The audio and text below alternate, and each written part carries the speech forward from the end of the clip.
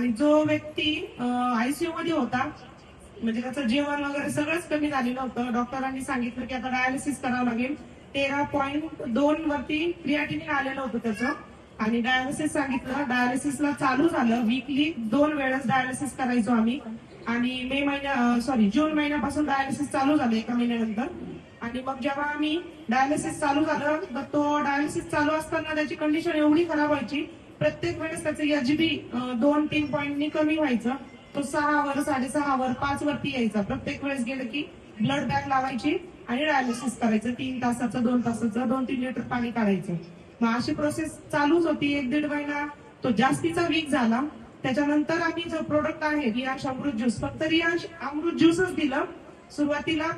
8 दिवसात, 15 दिवसात तो इतका व्यवस्थित रिकवर झाला. अर्धी चपाती खायचा, 2 चपात्या खायला लागला. हॉस्पिटलाइज होतो, डिस्चार्ज घेतला, घरी आलो. वीकली 2 वेळेस हे चालू होतं डायलिसिस. आता सध्याची कंडिशन सांगते सर, तो वीकली नाही, वीकली 1 टाइम झालं, 1 आठवडा. त्याच्यानंतर 15 डेज 1 टाइम झालं. आणि आता सर सांगत आहेत की 1 महिन्यामध्ये किंवा हार्डली 15-20 दिवसामध्ये आपण डायलिसिस बंद करू. आणि त्यातल्या त्यात